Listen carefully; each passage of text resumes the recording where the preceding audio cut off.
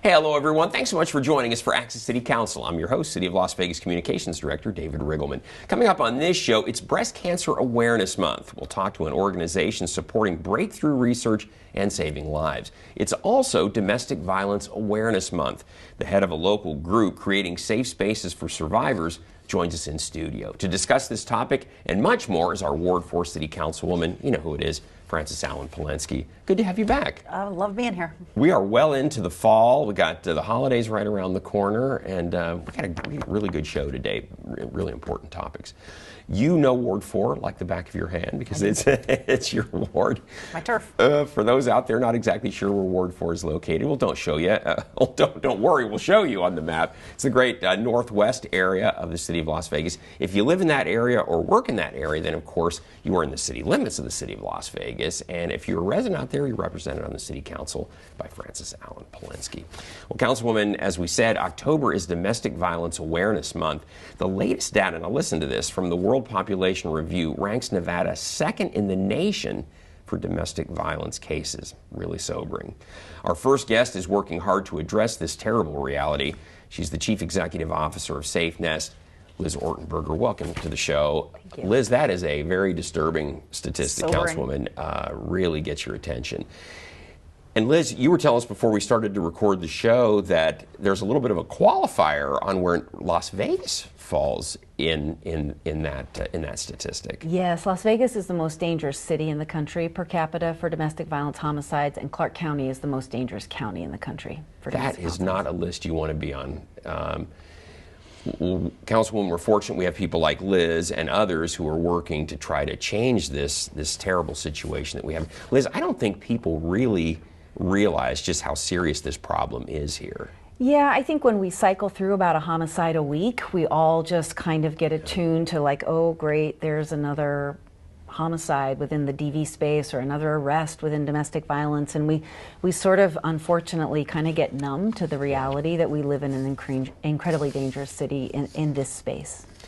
Liz, give us some idea, your organization, how many clients are you dealing with on a weekly basis, monthly basis? How many folks are you seeing through? Yeah, so SafeNest works in a really large capacity in terms of, like, you know, most people think of domestic violence as a crisis line and a shelter, but we also work within the courts. We're actually located outside of our main campus and our residential campus. We're in 8 other locations around the county. And you run on calls too. And yes, and we're out on calls. Yeah. So we work with about 11,000 plus individual clients a year, but that's over 170,000 different service deliveries. So folks who come to us for the initial crisis and then stay with us for the length of their domestic violence. And a little known fact is that we also work with abusive partners, both in the mandated space, but also voluntarily. That is a really interesting thing, because we think obviously of Safe Nest as being there for the victim of domestic violence, but you're also working with the batterers to try to get them on a better path. Yeah. Liz, I'm assuming that a batterer has learned this from what their childhood was. Is that typically how this goes? So what we look at is adverse childhood experiences. It's a scale of 0 to 10. Kids that have more than 4 adverse childhood experiences have a propensity to repeat the cycles. Domestic violence being one of those. The generational stat is 76% of kids growing up in domestic violence households will repeat the cycle either as a victim or as an abuser. And so yes, we see the generational onset of domestic violence in our city. Wow. Councilwoman, I wonder, I mean, I guess the idea of trying to work with the batterers is obviously, I think, groundbreaking, and hopefully can break that cycle. That would be... And you do amazing work in education, in the education space as well. Yes. Teaching kids better ways to channel their anger and frustration. Young men at a specific age. I know we've talked many times in the past, but it's amazing what some prevention can do for us. Exactly. And what we don't realize in domestic violence, you know, the movement has really been around since the 1970s. Domestic violence became illegal in the United States in 1920. We didn't do much about it for the first 57 years. And then there started to be some groundbreaking work in the space legislatively, unfortunately, the result of that was always the justice system for the perpetrator, which when you think about 28,000 arrests statewide last year for domestic violence, 22,000 of those in Clark County, there is segmentation within that population. And we know how to segment that population to say, here is an abusive partner who is, as we've sort of talked about, in that cycle of repeating it. Here is a domestic violence perpetrator who is lethal and needs to be further incarcerated and have treatment inside the system. But our court system isn't quite set up to make those segmentations. So it can be overwhelming on as we're seeing in our court systems.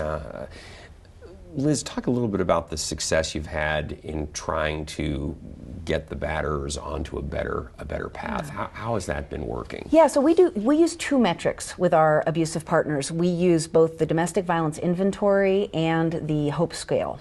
So the HOPE scale is my favorite. It's out of University of Oklahoma.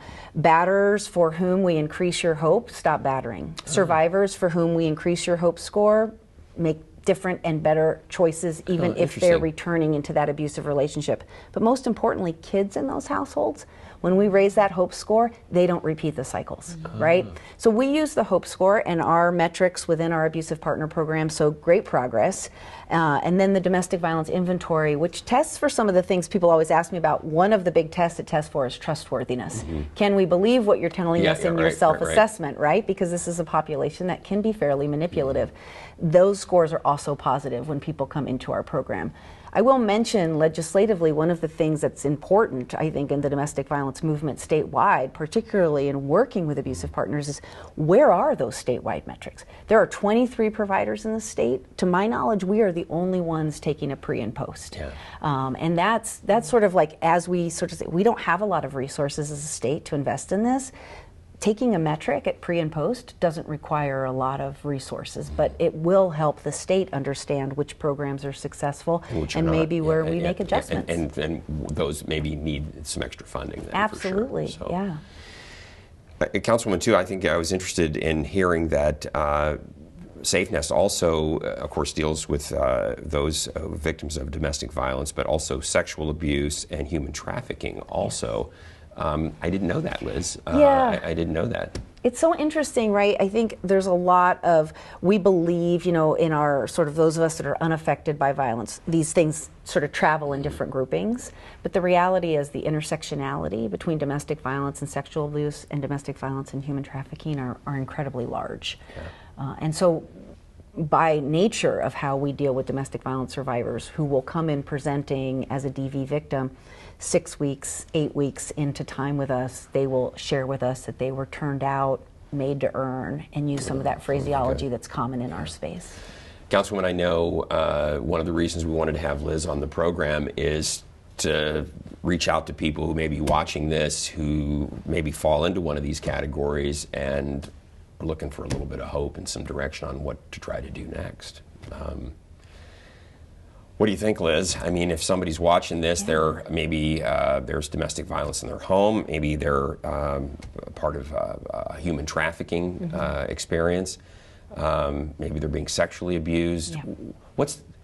It's hard to reach out. I'm assuming that's going to be, you know, a big leap for many people. Right, and so a lot of people think if they call a domestic violence hotline number, then all of a sudden a van's going to show up with lights blaring and something's going to happen, and that's actually not the case. You are in charge of your own experience.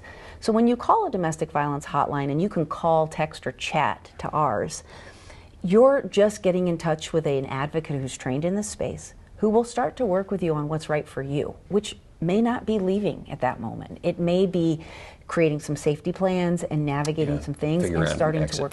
And we have survivors that call our hotline 100+ times before they're ready to make that leap of faith in leaving, or some that never leave, but figure out how to navigate inside that relationship their own safety and any other individuals, kiddos that they might be responsible for. Liz, this is a really important discussion. Councilwoman, great idea to have her on the show. Liz, we are about out of time for your segment. Is there anything else you'd like to add? It's been a great discussion. No, just if anybody out there is suffering, of course, safenest.org, 702-646-4981. We are there 24/7. All right, thank you. great information. Of course, we will provide that to you. I know your office will too, if anybody has any questions as well. Liz Ortenberger, thank you so much for being on the program. Great work. Councilwoman, stick around. We've got another segment to go through here, but like I say, we need to take a quick break. But coming up, an organization that started with a life-saving promise. It's right after this. Welcome back, everyone. Breast cancer is the second leading cause of cancer deaths among women in this country. But if caught early, it also has one of the highest survival rates. October is Breast Cancer Awareness Month. And joining us for this very important discussion is Elise Pearson. She's the Development Director for the Susan G. Komen organization right here in Las Vegas. Elise, thank you so much for being on the program. Timely discussion, second leading cause of cancer deaths among women. Scary. Not what we want to hear. We're on two bad lists today, so we want to try to change that around. Elise, talk a little bit about that. It seems like breast cancer, I think probably because of Susan G. Komen, has become more front and center in the United States. We didn't talk about it much when I was a kid, but that has changed now. So yes, absolutely. Like you said, breast cancer is actually the most common form of cancer found in women. In fact, every 2 minutes, a woman in the U.S. will be diagnosed with breast cancer, and every 12 minutes, we will lose a life to breast cancer. So it is so great that people are, the taboo's going. We're able to talk about it now. We're able to, bring it front and center because it needs that attention. We need that research. We need the advocacy. So yeah, super important because it is affecting everyone. No one is, safe from it. It goes everywhere. I've always wanted to ask this, Elise. Is there any correlation between cause? Well, we know that certain things will cause cancer, this type of cancer, that type of cancer. Is there any correlation or any idea where breast cancer might come from, or it's something that could cause it? Honestly, I can't speak to that. So I am very new to the organization, and I am on the development side. I'm not on the research side, but that's a great question. I do know that one of the biggest causes in breast cancer deaths is not finding it soon enough. Exactly. Early detection and not having access to affordable and quality care for those who are underinsured and uninsured. So I can't speak to the causations and correlations, but I do know that with proactive approaches, we can really take a nice chunk out of, the deaths we're seeing. That's really key, Councilwoman. It's like getting the mammogram, doing the self-examinations, going to the doctor regularly. Really important. They can even do genetic testing now. I've had it done. Exactly. Not a carrier, but it's not 100%. It doesn't mean that you'll never get it. It just means you're not genetically predisposed to getting it. So you still have to do all the stuff. But exactly right. It's good knowledge to have. Yeah, for sure. Elise, talk about really the best preventative things. We hit on some just there, but what's your strong advice for women out there, and men too, that are watching this? Yeah. Don't be afraid to visit your practitioner. Don't be afraid to go to the doctor. Don't be afraid, and before 42 anymore. Breast cancer is increasing in women, younger women. Women under the age of 50. So don't be afraid. Go and then, because sometimes we want to stick our head in the sand if we don't know it's not happening, and that's not the case. Early detection is the key, and then, like I said, having the access to quality care, and that's a big thing of what Komen does. Komen is really committed to saving lives through public policy and advocacy, research, and direct patient care. And if you're found that this is something affecting you, reach out to those resources. Komen has a hotline that you can call for short-term and long-term, and you have a community behind you. So early detection, don't be afraid to go to the doctor. I know I have doctor anxiety also, for sure, but just go after the care and be aggressive about, self-care and taking care of yourself and taking control of your body. I think what you said about if I stick my head in the sand, it isn't happening, that is such human nature. It's like, well, I don't want to go to the doctor because they might tell me something bad, so I'm just going to try to always blame men, but women have it too. Women have it too. Myself. Elise, talk a little bit about, I love the story of how the organization got started, that it was a promise made from a sister about the sister of Susan G. Komen. Yeah, so it was after her sister had passed, it was, I promise I'm going to do everything I can do to save lives. And in 1982, Susan G. Komen became a recognized organization. And then in 1983, they had their first Race for the Cure. So it's been around for a long time. The race hasn't been here in Nevada in a number of years. However, it is coming back in May, which we're so excited about. That's great. Yeah, so May 3rd, we're going to have the More Than Pink Walk. And we are super excited to be, back in action here in Nevada. That's great. While the resources have always been available for Nevada, we have not had the walk. We've not had the public awareness. And we just want to, tell the community we're here to support. When will the, where will the walk be? Yeah, you're So reading I can only say right Okay, now, we don't have South Las Vegas Boulevard. Oh, on the boulevard, okay. South Las Vegas Boulevard is where it will be, but we'll be announcing the actual location and all the details really shortly. Yay. That's terrific. That's coming up. It's been a while since we've had anything like that. It's been a long time. Yes, it's been, I want to say, and forgive me, I want to say it's been since 2019. Wow. Since we've had one. So I am so excited to bring it back. And, after my first week with the organization, I got to see one of their other walks. And it was, I find that I'm very strong, but I was just a mess. So moved by the joy and the camaraderie that everyone came together, because everyone is affected. It doesn't skip anyone. Everyone knows someone, has an aunt, an uncle, a mom, a sister who, has been through this, a friend. And so it's something the whole community can rally behind. And again, I just wanted to emphasize what you said about the early detection, Councilwoman. It's something you really got to pay attention to, because this is a cancer that you can beat if you find it early enough.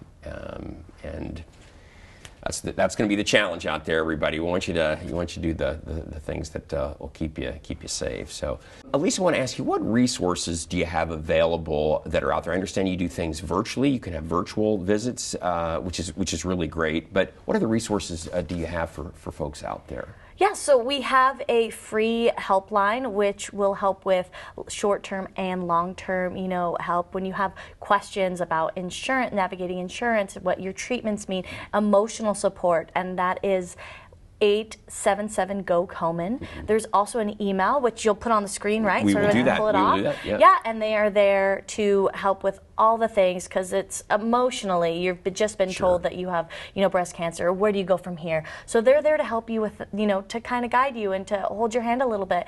And 1 in every 2 phone calls the hotline gets is an ask for financial assistance. And we don't want anyone to ever have to choose between buying groceries and the treatment. Yeah, for sure. So yeah, definitely those are resources that anyone, anywhere in the state, no matter how rural or how central you are, have access to at all times. Well, that's terrific. Anything you'd like to add, Elise? We've got to say goodbye here, but anything that I forgot to ask or that you'd like to talk about before we have to say goodbye to you? I just say, keep an eye out for more to come on our More Than Pink Walk on May 3rd. May 3rd. Super excited to have it back. And thank you so much for having me. Great job. Well, thank you so much for being here. We're going to have to say goodbye to Elise, but Councilwoman, please stick around. We've got one more segment. It's an important one, too, because we need to take that break. When we come back, we'll find out what's been happening in Ward 4 and what's coming up. Some good stuff. It's right after this. Welcome back once again. It's time to take a look at what's been happening in Ward 4, and it's a lot. First up, the trunk or treat, the spooky Halloween trunk or treat movie in the park. So much fun. We had the biggest turnout we've ever had. That's we awesome. estimate about 500 wow. kids and parents and families. It was beautiful. This was October 4th, Saturday, October 4th. And I understand that you were maybe a little worried that it was kind of early to do something like this. I thought, who's ready for Halloween on October 4th? Apparently Providence. Everybody was. Everybody in Providence. And you showed a classic Halloween movie with the Sanderson sisters, complete, the Hocus Pocus. It's a great one. And hard to believe that film is like 30 years old now. It is. It's a classic. How old am I now? So it's like, oh. You're timeless. So are you. So are you. And then National Night Out. We observed National Night Out on Tuesday, October 7th. Councilwoman, National Night Out across the country is usually the first Tuesday in August. But in states like ours, where it's miserably hot in Miserably August, hot. we do it in October, and We good, choose good October. turnout. Yeah, oh, good. fabulous turnout. The rank and file were all out, the police and fire, and it's one of their favorite days of the year, Yeah. too, because they get to interact with the public, and the public's so nice to them, and they bring out the cool apparatus. It's definitely a good time. And it's a great way for the public to meet the folks who are generally going to be taking care of their area. Police, fire, they're going to be To meet responding that to the captain calls. of your area Exactly. command. Get that phone number. Yeah, it's good to have it is. established that communication. It started off as National Leave the Light On. People would leave their porch light on to say, hey, look, we're all keeping an eye out for each other. It became National Night Out, and it's just grown into a huge big thing. across the country. Yeah, so glad we celebrated that. And then, Councilwoman, you have some really good events coming up. We've got to start running through these. So the first is going to be on October 25th, the Las Vegas Police Protective Association's Trunk or Treat, another Trunk or Treat. It's always a big turnout. Our theme this year is Jurassic Park. So there is a contest for who has the best trunk, and I expect our viewers to all come and be with Ward 4. Yeah, exactly. It's going to be competitive stuff. It Now, this always is. We go way out. You got to do it. You got to do it. It comes once a year. So you got this is from 6 to 9 at 9330 West Lake Mead Boulevard is where this will take place, and Yeah, kids welcome. Come on down. come on out. Safe place. It's a few nights before Halloween, so you can just do it the weekend before and the weekend of Halloween, and just. Although it does seem like Halloween is a 6-week I know. It's kind of turned into events. like Christmas, where it just... It's a season. And people's houses are decorated big time. They start selling things in July at Exactly. Costco. Exactly. And then also coming up October 29th, the groundbreaking for the Sky Canyon Providence Area Command. This is huge. This one's I'm real proud of. Yeah. The city of Las Vegas is getting the next substation in the Northwest, and we did a lot to help make this happen. Very, very proud. We got some commissioners coming. We've got, of course, the sheriff coming. The groundbreaking. Yeah. It's a big deal. It's a lot of work. Councilman, for those that don't know, the Metropolitan Police Department here is funded by the city and the county jointly. And so this was an effort to make sure that we have a new, because the growth out there, we needed another area command. So again, this groundbreaking is going to be Wednesday, October 29th, 11 o'clock. And that location, Councilwoman, is out approximately... I don't want to get it wrong. It's in the Northwest. Off of, we're calling it the Sky Canyon Area Command, but it's right on the border of Sky Canyon, Providence. Okay. So Elkhorn and something, but I don't want to be wrong. Right. You know what, you guys will make an edit there. Yeah. I won't ask that question. So, you can put it at the cross streets. Yeah. There's a park and a Green Valley Grocer on the same APN. Or there might have been cross streets on the map that they pulled up. It might have been. It was Shame on us for... I didn't see it. I'll take it from here, Jesse. Let's start here on this single shot. All right, so again, Councilwoman, that's going to be Wednesday, October 29th, 11 o'clock, the new area command out there. So it's a big deal. It's great for the Northwest. Mm-hmm. We're going to have more police presence, and there'll be a person that can take police reports and whatnot, so more access for the people in the Northwest. And closer proximity to their homes, too. They won't have to go as far as they've had in the past for those services. And then, Councilwoman, day after Veterans Day on the 12th, the Sun City Veterans Tribute. This is a tradition that goes back a while. This will be the Wednesday, November 12th, 5:30, of course, honoring our veterans out in Ward 4. Yeah, our Sun City community has probably the largest density population of veterans, so it's always good to go out there and spend Veterans Day with them. It's beautiful. And Councilman, we're also in the process of working to bring the Veterans Memorial to Ward 4. This is a big deal. This is on the way. It was downtown on state property that was sold, and so the whole memorial is moving out to the northwest into your ward. Yeah. Thunderbird Family Sports Complex is going to be its new home, and we're very excited. We're starting a capital campaign with the governor, and we're going to raise some money. It has about a $10 million price tag. That's with a large amphitheater. It will really be the best place to celebrate Memorial Day and Veterans Day in all of Going Nevada. forward, yeah. So. Yeah, that's excellent. Looking forward to that. And then last but not least, Councilwoman, I want to let everybody know about this. You're going to be partnering with Get Outdoors Nevada on Saturday, November 15th at 8 o'clock for a park cleanup out at Mountain Ridge Park. And folks, we really love when volunteers come out and help roll up your sleeves. Especially that baseball community. That's a baseball park. Yeah, so come on down. out. Bring your kids. It's huge because of all of the, just all of the little details that when you get a big crowd out there that our folks do a great job maintaining that park. They do. They can't get to all the little micro trash and everything that's out there. When you get all the volunteers, man, it just shines. So. Many hands make light work. Exactly. Come on out. Exactly. All right, again, that's going to be on Saturday, November 15th at 8 o'clock. We're already talking about November. I can't believe it. So, well, Councilwoman, great job today. We want to tell everybody out there, we always want to hear from you. So if there's something you'd like to share with Councilwoman Palenske, you can give her a call. The number is 702-229-2524, or send her an email. Her address is fpalenske@lasvegasnevada.gov. You can also visit the Ward 4 website or subscribe to the Councilwoman's newsletter by scanning that QR code right there, which we'll also have at the end of the program. Great work. This was a busy show, a lot going on, timely stuff in here today. Busy time of year. Yeah, exactly. And we'll have you back in 6 weeks with another update from Ward 4. We're going to be well into the holidays by then. So, yeah. Mom you ready? pressure. Yeah, exactly. A lot to balance. Yeah. So anyway, looking forward to having you back. Yes, sir. And folks, in the meantime, please don't miss our next show beginning on October 30th with Ward 2 Councilwoman Kara Kelly.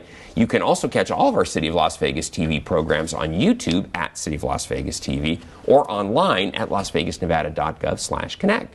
Thanks for watching, everyone, and we will see you next time around.